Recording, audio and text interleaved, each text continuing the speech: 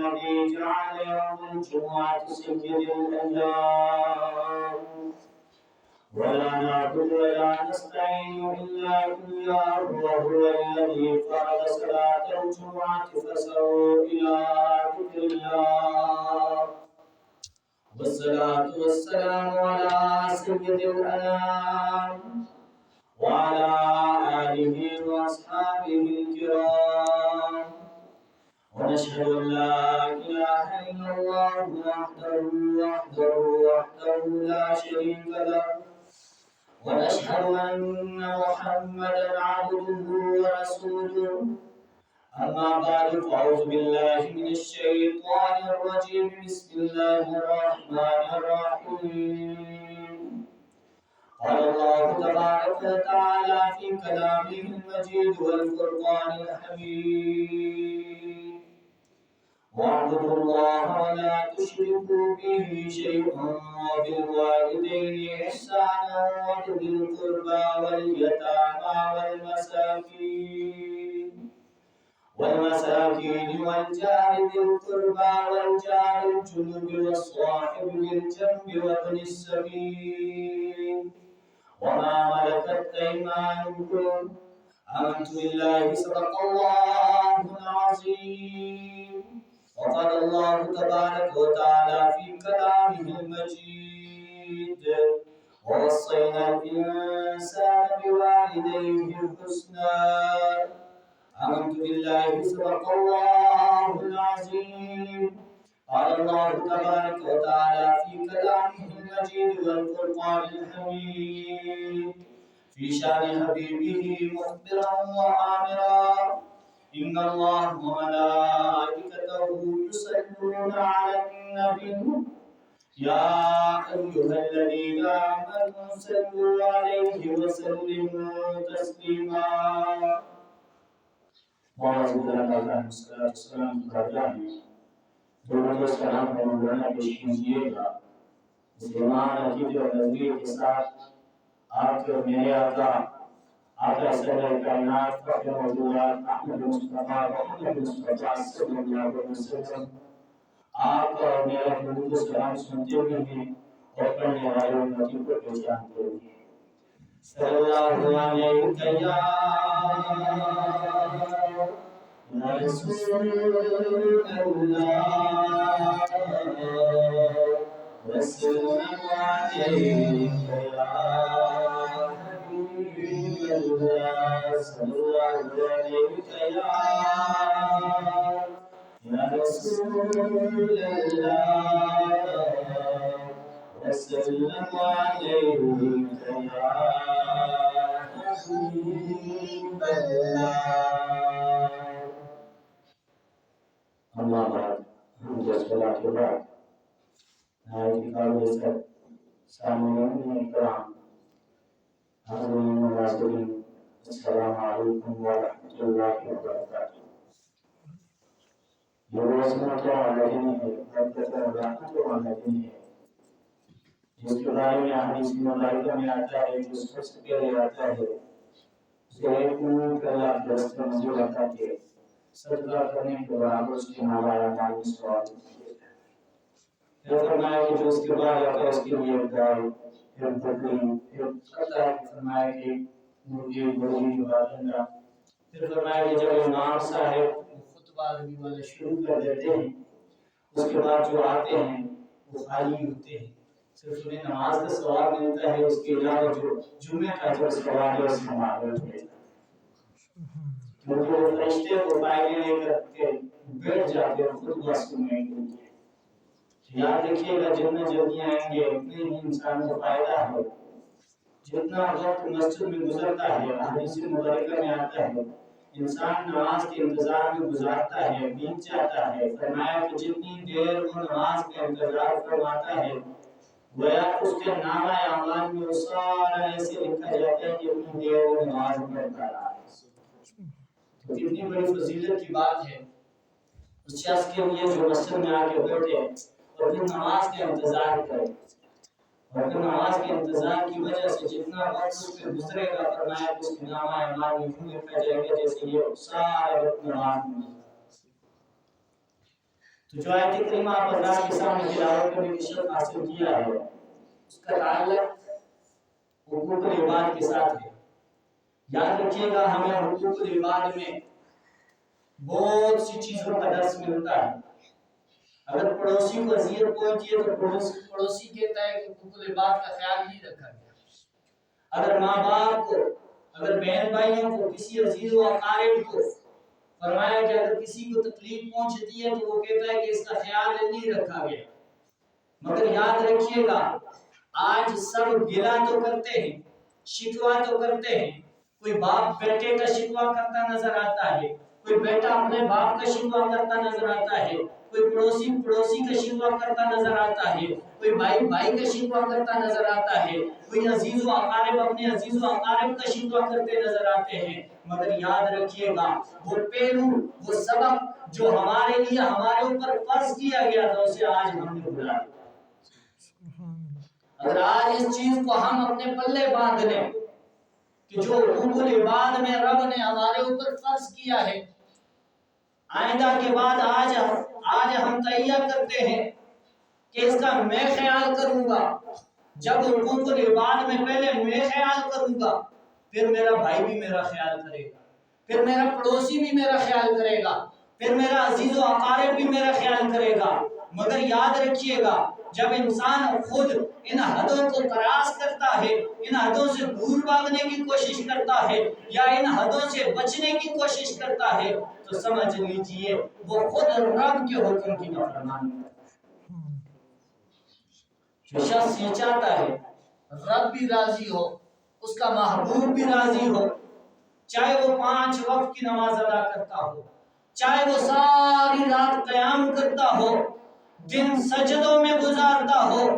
دن کو روزہ، رات کو قیام، سارے معاملات کرتا ہو، حج و عمرہ کرتا ہو، مگر اسے حقوق العباد کا پتہ نہ ہو تو اس کی عبادت قبول نہیں ہے۔ اور ایسے لوگوں کے بارے میں فرمایا کہ ایسے لوگ جو قطع تعلقی کرتے ہیں، قطع رحمی کرتے ہیں، فرمایا کہ ایسے لوگ جنت میں داخل نہیں ہوں گے۔ اب قطع تعلقی کا تعلق بھی حقوق العباد کے ساتھ ہے۔ اس کا تعلق تمہاری نماز کے ساتھ نہیں، تمہاری زکوٰۃ کے ساتھ نہیں، تمہارے حج کے ساتھ نہیں، باقی عبادات کے ساتھ نہیں، اس کا تعلق حقوق العباد کے ساتھ ہے۔ حقوق العباد میں پہلا حکم جو رب دیتا ہے فرماتا ہے کہ اپنے والدین کے ساتھ حسن سلوک کے ساتھ پیش آؤ۔ وبالوالدین احسانا، پہلے رب نے حقوق اللہ بیان فرمایا۔ رب نے حکم دیا واعبدوا اللہ، اللہ کی عبادت کرو، ولا تشرک بہ شیئا، فرمایا کہ اس کے ساتھ کسی کو شریک نہ ٹھہراؤ۔ پہلا رب نے یہ حکم دیا کہ میری عبادت کرنا، نماز پڑھنا، روزہ رکھنا، زکوٰۃ دینا، حج کرنا، جتنے فرض میں نے تمہارے اوپر فرض کیے ہیں ان سارے کی تم پابندی کرو۔ اور پھر اس کے بعد فرمایا کوئی اور حکم نہیں دیا، فرمایا وہ بالوالدین احسان، اپنے والدین کے ساتھ احسان کرنا۔ اور اسی طرح آگے فرمایا وَبِذِي الْقُرْبَى وَالْيَتَامَى وَالْمَسَاكِينِ وَالْجَارِ ذِي الْقُرْبَى وَالْجَارِ الْجُنُبِ وَالصَّاحِبِ بِالْجَنبِ وَابْنِ السَّبِيلِ وَمَا مَلَكَتْ أَيْمَانُكُمْ، فرمایا کہ وہ قریبی رشتہ داروں کے ساتھ، یتیموں کے ساتھ، غریبوں کے ساتھ، قریب کے پڑوسی کے ساتھ، دور کے پڑوسی کے ساتھ، اور اس رشتہ دار کے ساتھ اور سارے کے سارے لوگوں کے ساتھ، یعنی کہ جو تمہارے محلے میں دائیں بائیں شمال جنوب تمہارے رہنے والے لوگ ان کے ساتھ حسن سلوک سے پیش آنا۔ یہ درس ہمارا قرآن دیتا ہے، یا آقا علیہ السلام کی زبان سے ہمیں یہ درس ملا ہے۔ رب نے یہ حکم نازل کیا ہے کہ تم نے اپنے عزیز جو قریب کے رشتہ دار ہیں ان کے ساتھ بھی حسن سلوک سے پیش آنا ہے، یتیموں کے ساتھ بھی حسن سلوک سے پیش آنا ہے، غریبوں کے ساتھ بھی حسن سلوک سے پیش آنا ہے، اور قریب کے پڑوسی کے ساتھ بھی، اور دور کے پڑوسی کے ساتھ بھی، اور اس کے ساتھ والے کے ساتھ، اور مسافر کے ساتھ، اور جن کے تم مالک ہو اس کے ساتھ، سب کے ساتھ بھلائی سے پیش آنا۔ یعنی کہ کیا مالک ہونا؟ تو وہ وقت تھا جب غلام ہوا کرتے۔ آج کے دور میں غلام کوئی نہیں، آج ہر شخص آزاد ہے۔ مگر کوئی شخص کسی کے سامنے کام کرنے والا ہے اس کے بارے میں بھی حکم ہے کہ اس کے ساتھ حسن سلوک سے پیش آئے۔ یاد رکھیے گا اسی طرح دوسری جگہ سورہ نساء میں آیت نمبر 1 ہے، فرمایا کہ وَاتَّقُوا اللَّهَ الَّذِي تَسَاءَلُونَ بِهِ وَالْأَرْحَامَ، اور تم اس اللہ تعالیٰ سے ڈرو جس کے وسیلے سے تم ایک دوسرے سے مانگتے ہو، اور رشتہ داری کے حقوق کا خیال رکھو، رشتہ داری کے حقوق کا خیال رکھو۔ یہ قرآن ہمیں درس دے رہا ہے۔ آج بھائی بھائی سے ناراض ہے، ماموں بانجے سے ناراض ہے، اسی طرح رشتوں میں دیکھ لیں کتنی پھوٹیں پڑ چکی ہیں، کوئی وجہ نہیں، کوئی کسی کی کھیت کی وجہ سے ناراض ہو گیا، کوئی کسی کے درخت کی وجہ سے ناراض ہو گیا، مگر یاد رکھنا اگر اسی قطع تعلقی کی وجہ سے تم دنیا سے چلے جاؤ گے، کل تمہارا ٹھکانہ جنت نہیں جہنم بن جائے گا۔ کیونکہ آقا علیہ السلام نے فرمایا قطع تعلقی کرنے والا جنت بھی نہیں جائے گا، تو پھر سمجھ لیں اس کا ٹھکانہ کہاں۔ اور اسی طرح وَوَصَّيْنَا الْإِنسَانَ بِوَالِدَيْهِ حُسْنًا، اور ہم نے انسان کو اس کے والدین کے بارے میں اچھائی کو حکم دیا۔ قرآن میں آتا ہے، رب فرماتا ہے کہ ہم نے وصیت کی انسان کو، اے حضرت انسان اپنے والدین کے ساتھ احسان سے پیش آنا، حسن اخلاق کے ساتھ پیش آنا، ان کے سامنے اف نہ کرنا، ان کو برا بلا نہ کہنا، ان کو جکڑنا نہیں، ان کو جھڑکنا نہیں، ان کے ساتھ سخت لہجے میں بات نہیں کرنی، یہ حسن اخلاق۔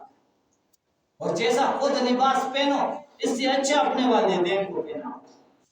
آج والدین بوڑھے ہو جاتے ہیں، لوگ سمجھتے ہیں شاید کہ یہ فالتو کوئی چیزیں گھر میں پڑی ہوئی، اور سب سے کم تر قیمت والی چیز خرید کر کے اس والدین کے لیے لائے۔ میرے یارو آج سب صاحب اولاد ہو، ذرا سی دیر یہ سوچو کہ جب تم بازار میں جاتے ہو کیا اپنے بیٹے کے لیے سستی والی چیز پسند کرتے ہو؟ کیا اپنے بیٹوں کے لیے وہ جوتے پسند کرتے ہو جن کی کم قیمت ہو، یا سب سے اچھی چیز خریدنے کی کوشش کرتے ہو؟ آج ہمارے والدین بوڑھے ہو گئے، ہمارا حق یہ ہے کہ ہم ان کی خدمت کریں، یوں خدمت کریں جیسے انہوں نے ہمیں بچپن میں پیار کیا ہے، جیسے انہوں نے ہمارے اوپر شفقت کی ہے، جیسے وہ حسن اخلاق سے پیش آئے ہیں، جیسے انہوں نے ہمارے اوپر خرچ کیا ہے۔ اس سے بڑھ کر کے آج ہمارے اوپر فرض ہے کہ ہم اپنے والدین کے ساتھ حسن سلوک سے پیش آئیں۔ آج سب سے سستی چیز بازار میں خریدی جاتی ہے، کوئی پوچھے کس لیے لے کے جا رہے ہیں، کہتے ہیں میرے ابو نے یہ کہا تھا کہ جوتے لانے، سستے والے جوتے ڈھونڈ رہا ہوتا ہے، وہ سستے والے کپڑے خرید رہا ہوتا ہے، وہ خیر ہے کیا ہو گیا، بوڑھے ہو گئے۔ اور میرے یارو یاد رکھنا وہ والدین تو تب جوان تھے جب تو چھوٹا تھا، تو اپنے آپ کو سنبھال نہیں سکتا تھا، کچھ لے کے پہن نہیں سکتا تھا، کچھ لے کے کھا نہیں سکتا تھا، تیرے کھانے کے لیے بھی انہوں نے صبح و شام سوچا، تیرے پہننے کے لیے بھی انہوں نے صبح و شام سوچا، تیرے پڑھنے کے لیے بھی انہوں نے صبح و شام سوچا، تیری تعلیم کے لیے بھی سوچا، مگر آج تو جوان ہو گیا، آج تو نے ذرا سی طاقت دنیا کی دیکھ لی، دنیا کی شہرت دیکھ لی، دنیا کا مال دیکھ لیا، تو کیا سمجھتا ہے کہ باپ کو بھول گیا، باپ کے احسان کو بھول گیا؟ یاد رکھنا رب کا حکم یہ ہے کہ رب حکم دیتا ہے اپنے والدین کے ساتھ حسن اخلاق سے پیش۔ حسن اخلاق یہ ہوتا ہے کہ اپنے رب سے بڑھ کر کے اپنے والدین کی خدمت کی جائے، اپنے سے بڑھ کر کے اپنے والدین پہ خرچ کیا جائے، اپنے سے بڑھ کر کے اپنے والدین کا احترام کیا جائے۔ میرے یارو آج نوجوان دو باتیں نہیں برداشت کرتا، مگر اسی کا والد صبح سے لے کے شام تک خاموشی میں ایک گھر کے کونے میں بیٹھتا ہے، کہیں میرا بیٹا میرے سامنے آ کے کوئی اونچی بات نہ کر دے۔ اس ڈر کی وجہ سے آج باپ بیٹے کے ساتھ بات نہیں کرتا۔ کیا وجہ ہے؟ آج ہم اسلامی معاشرے سے دور چلے گئے، جس سے ہمارا تعلق تھا،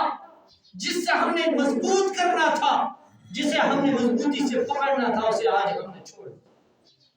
آج ہم ڈرامے کا معاشرہ دیکھ لیتے ہیں، گھروں میں ٹی ویوں پہ ڈرامے، موبائلوں میں ڈرامے، ہر چیز کو ڈرامہ سمجھ رکھا ہے۔ وہی ہم سلوک جو ہے جو ہم فلموں میں، ڈراموں میں، باقی چیزوں میں دیکھتے ہیں، وہ ریئل زندگی میں ہم اپنے والدین کے ساتھ کر رہے ہیں۔ افسوس ہے ان لوگوں پہ جو اپنے والدین کو زندہ بھی پائیں۔ آقا علیہ السلام نے فرمایا کہ اس شخص کی ناک خاک آلودہ ہو، اور ایک مرتبہ نہیں 3 مرتبہ فرمایا کہ جس کے والدین زندہ ہوں اور وہ جنت میں نہ جا سکے. تو سمجھ لیں کتنا بدبخت وہ شخص ہے. صبح سے شام تک زندہ رہنا کوئی زندگی نہیں ہے یارو. صبح سے شام تک اچھی گاڑی پہ گھومنا کوئی زندگی نہیں ہے. اگر تمہارے والدین ناراض ہیں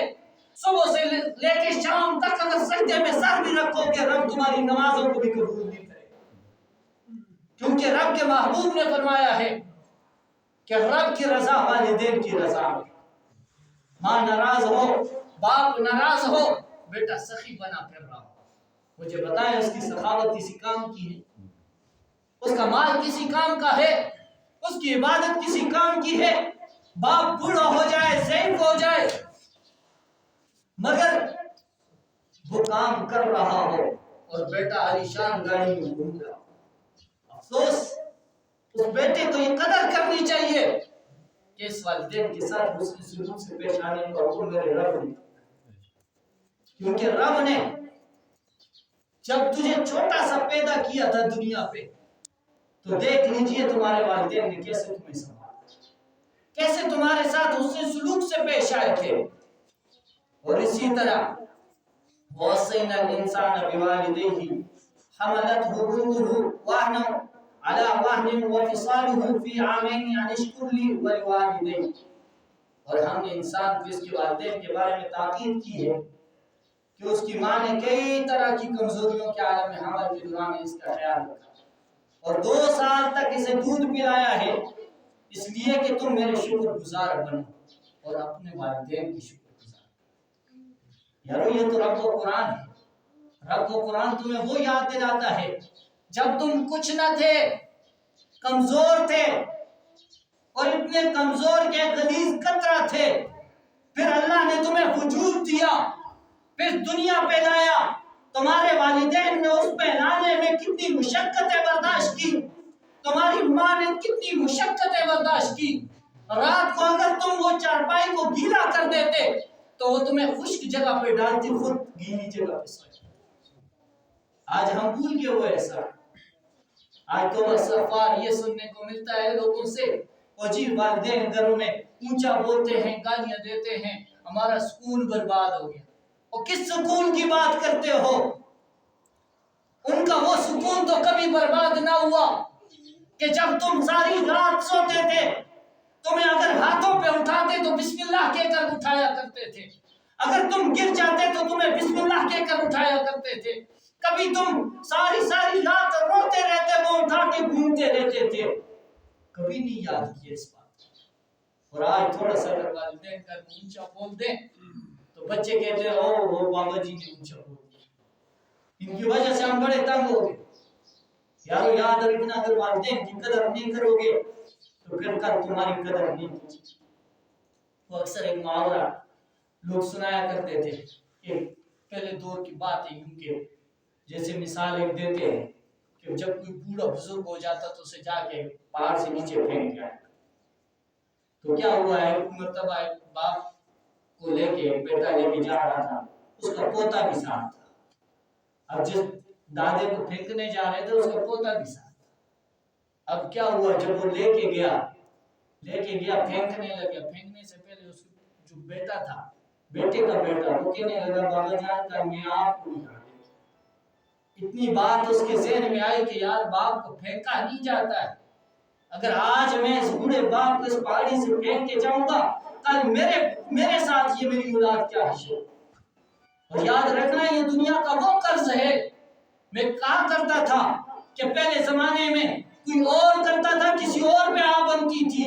لوگ مثال دیتے تھے کہ یہ فلاں کے بیٹا تھا, فلاں کا پوتا تھا, فلاں کا پڑپوتا تھا, فلاں شخص نے ایسے کیا تھا, آج فلاں کے ساتھ ایسا. مگر یاد رکھنا آج شام کو تم کرو صبح تمہاری آنکھوں کے سامنے ہوگا. آج اپنے والدین کے ساتھ کرو کل تمہاری اولادیں تمہارے ساتھ ویسا سلوک کریں گی جیسا تم اپنے والدین کے ساتھ. آج ان کی قدر کرو. یہ وہ ہاتھ ہیں جن ہاتھوں کو رب خالی نہیں لوٹاتا ہے. فرمایا کہ ماں کے قدموں کے نیچے جنت ہے,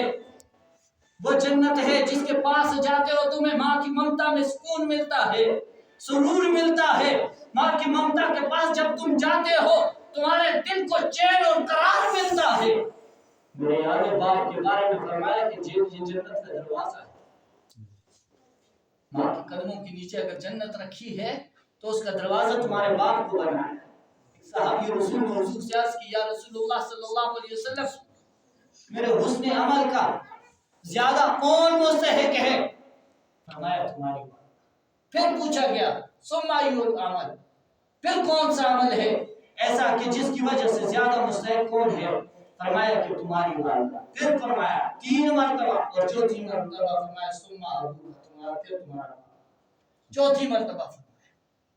مگر یاد رکھنا 3 مرتبہ ماں کے لیے اور چوتھی مرتبہ ماں کو بھی بہت عظیم درجہ، اور اگر دونوں راضی ہیں تم حج کرنے نہیں گے، تمہیں مکہ جانے کی سعادت نہیں ہوئی، تمہارے پاس استطاعت نہیں تھی، مگر حسن اخلاق کے ساتھ، خوش لہجے کے ساتھ، محبت والے چہرے کے ساتھ جب صبح اٹھے اپنے باپ کی طرف مسکرا کے تم نے دیکھا، اور آپ کے باپ نے بھی مسکرایا کہ میرا کتنا پیارا بیٹا، تو یارو حج مبرور رب کی بارگاہ میں قبول حج ہو، اسے حج مبرور کہا جاتا ہے۔ فرمایا کہ اس شخص کی نامہ اعمال میں لکھ دیا جائے۔ صحابہ اکرام نے عرض کی یا رسول اللہ صلی اللہ علیہ وسلم کیا یہ عمل ایک ہی بار کرنے سے، کیا ایک ہی بار کرنے سے، یہ جتنی بھی بار کیا جائے ایک ہی؟ مگر آقا علیہ السلام نے فرمایا نا، جتنی بار دیکھے گا اتنی ہی حج مبرور اس کے نامہ اعمال میں لکھ دیا جائے۔ عام سی ہستیاں نہیں ہے، بہت اعلیٰ ان کی قدر کرو، ان کی خدمت کرو۔ آج جو لوگ ان سے محبت کرتے ہیں، ان سے پیار کرتے ہیں، کل ان کو اولادیں نے یہ دنیا کا جو سبق ہے وہ سیکھا ہوا کل پڑھ کے سنائیں گے۔ یہ وہ چیپٹر ہے جو دنیا میں ہم پڑھتے ہیں نا، بعد میں ان کا سرا رزلٹ آتا ہے کہ جی یہ رزلٹ ہے۔ اگر آج اپنے والدین کی قدر کی، والدین کے ساتھ حسن سلوک سے پیش آیا، عزیز و اقارب کے ساتھ حسن سلوک سے پیش آیا، تو فرمایا کہ وہ شخص جو ہے اپنی اولاد سے سکون پائے اور اس کا ٹھکانہ جنت میں ہوگا۔ جس کے والدین راضی ہوں، جس کے والدین ناراض ہوں گے، دنیا میں بھی اس کے لیے تنگیاں ہے اور آخرت میں بھی تنگیاں ہے۔ اور یاد رکھنا جس کے والدین دنیا سے چلے جائیں، جمعے والے دن اگر وہ جا کے اپنے والد کی قبر کی، جو والدہ کی قبر کی، دونوں میں سے کسی ایک چلے گی یا دونوں چلے گی، فرمایا کہ اس کی زیارت کرتا ہے، کیا کرتا ہے اس کی قبر پہ جاتا ہے۔ حدیث مبارک ہے مشکل سے فرمایا کہ جمعہ والے دن قبر پہ جاتا ہے، راجو کریم اس کے جانے کی وجہ سے رب کریم اس کے گناہوں کو معاف فرماتا ہے۔ سبحان اللہ۔ اور دوسری فضیلت یہ ہے کہ اس کے نامہ اعمال میں ثواب لکھ دیا جاتا ہے، ایک اس کا رزق بڑھا دیا جاتا ہے۔ تو دیکھیے خوش نصیبی نہیں، وہ والدین جو گھر میں ہوں تو رحمت ہی رحمت، جب دنیا سے چلے جائیں تب بھی رحمت، جب دنیا سے چلے جائیں تب بھی رحمت، اور ایسی رحمت جس کی وجہ سے گناہ معاف، اور ایسی رحمت جس کی وجہ سے رب بھی راضی ہوتا ہے، رزق بھی اس انسان کے لیے وسعت والا ہوتا ہے۔ اور اسی طرح حضرت ابو ہریرہ رضی اللہ تعالیٰ عنہ بیان کرتے ہیں، فرماتے ہیں کہ کوئی بھی بیٹے باپ کا حق ادا نہیں کر سکتا، ماں سوائے اس کے کہ جس نے اپنے والدین کو کیا کیا ہو، غلام پایا اور پھر آزاد کیا، ماں سوائے اس کے، یعنی کہ یہ بھی اس کا حق ادا نہیں کر سکتا۔ جیسا کہ والدین کا اولاد پہ حق ہے، اگر اولاد ساری عمر اٹھا کے ڈھونڈے، ساری جگہ پہ ڈھونڈتی رہے، پھر بھی وہ ایک ساتھ ایک لمحے کا حق ادا نہیں کر سکتا۔ تو اسی طرح دوسری جگہ ارشاد فرمایا، حضرت ابو عبدالرحمن عبداللہ بن مسعود رضی اللہ تعالیٰ بیان کرتے ہیں کہ میں نے نبی صلی اللہ علیہ وسلم سے دریافت کیا کہ قال سعادت النبی صلی اللہ علیہ وسلم ای العمل احب الی اللہ تعالی، کہ اللہ تعالیٰ کی بارگاہ میں کون سا عمل محبوب ہے۔ اب ظاہر سی بات ہے صحابہ کو عمل پورے کرتے تھے کہ جس عمل کی وجہ سے